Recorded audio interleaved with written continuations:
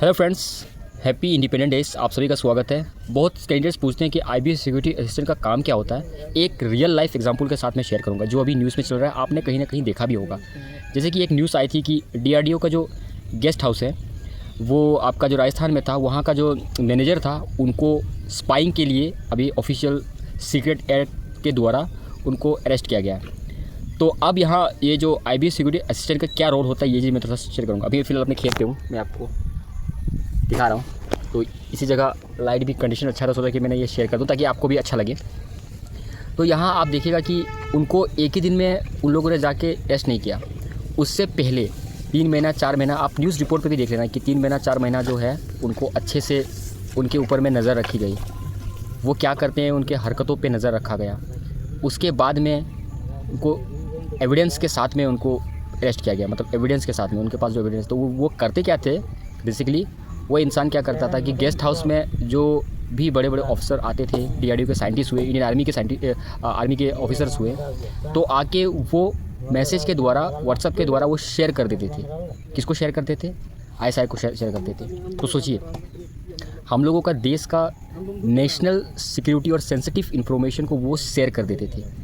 तो जैसे ये सब चीज़ के बारे में पता लगा 3-4 महीने पहले की ये घटना होगी, तो एक्शन में आ गया। और आपने न्यूज़ में भी कहीं देखा होगा कि ऑफिशियल जो police official plus intelligence agency वाले उनसे सवाल जवाब कर रहे हैं, मतलब उनसे भी बहुत कुछ जानना है कि किसको आपने शेयर करी, क्यों करी, कैसे हुआ। तो ये जो खुफिया एजेंसी का जो काम जो होता है ना, बहुत ही खुफिया तरीके से होता है। वो आपको कहीं कुछ पता, मतलब रिकॉग्निशन नहीं मिलेगा। बस हाँ, वो जो एक लाइन लिखा ना कि इंटेलिजेंस एजेंसी, तो सबसे ज़्यादा रोल होता है एक इंटेलिजेंस एजेंसी का। उसने उस चीज़ को डिटेक्ट किया।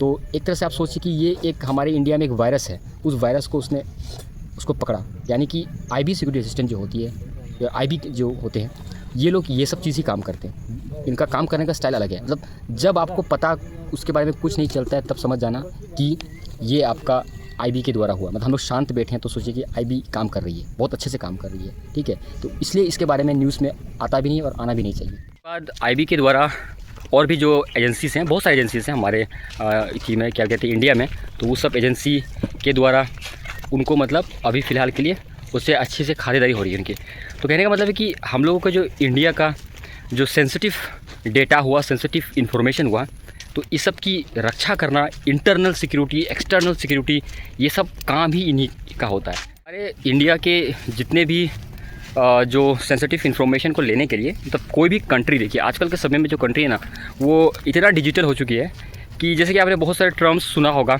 एस्पोनेज हो गया, हनी ट्रैप हो गया। खासकर ज़्यादातर ये जो हनी ट्रैप है ना, ये बहुत ज़्यादा खतरनाक है। इसके बारे में ज़्यादा लोग बात नहीं करते हैं। हनी ट्रैप का मतलब ये होता है कि आपका सोशल मीडिया अकाउंट्स से कोई लड़की बन के आपसे दोस्ती कर रहा है और उसके बाद में आप लोग से कोई इन्फॉर्मेशन ले रहा है। तो ये सब बहुत केसेस आपको देखने को अभी रिसेंटली, मतलब हाल ही के सालों में देखिएगा कि आपको ज़्यादा से ज़्यादा ये मिल जाएगा। तो ये एक टेक्निक होता है, मतलब इंटेलिजेंस जैसे कि हमारे इंडिया में है तो उनके वहाँ भी है, तो वो लोग भी इस तरह का टेक्निक यूज़ करते हैं और इसमें लोग फंस जाते हैं और उसके बाद में सेंसिटिव इन्फॉर्मेशन बिना कुछ सोचे समझे वो लोग शेयर कर देते हैं। तो इसी वजह से ये जो रिसेंट जो न्यूज़ था ना, तो ये न्यूज़ से बेसिकली मैं कहना चाह रहा हूँ कि जो आपका जो काम होगा ना, बहुत ही ज़्यादा इम्पोर्टेंट होगा, बहुत ज़्यादा। अभी देखिए खेत पे हूँ, अच्छे से पढ़ाई कीजिएगा आप लोग।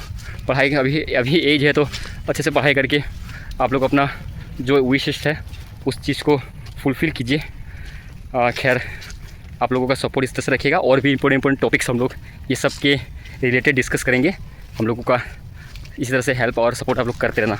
तो अभी एक खेत हम लोग ख़त्म हो गया, अभी दूसरा खेत हम लोग जा रहे हैं। तो once again happy independent days आप लोगों को। मैंने सोचा कि इस बारे में थोड़ा सा मैं आपको शेयर कर देता हूँ कि ज़रूरी है, ताकि आपको एक जनरल तो आइडिया लग जाए। लगभग मैंने आपको हल्का सा शेयर कर दिया जो नेट पे जो न्यूज़ आती है उसको किस तरह से आप लोग काम करोगे, तो कुछ इसी तरह से काम आपका होने वाला है।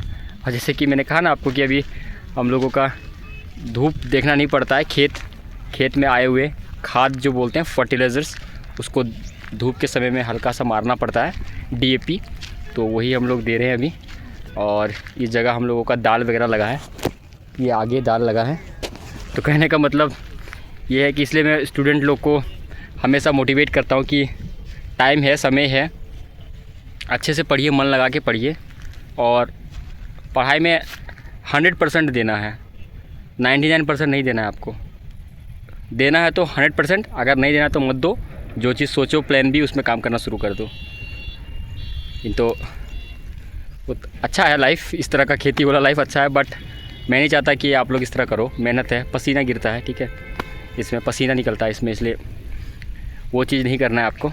पढ़ाई करना है, आपने जो सोचा है।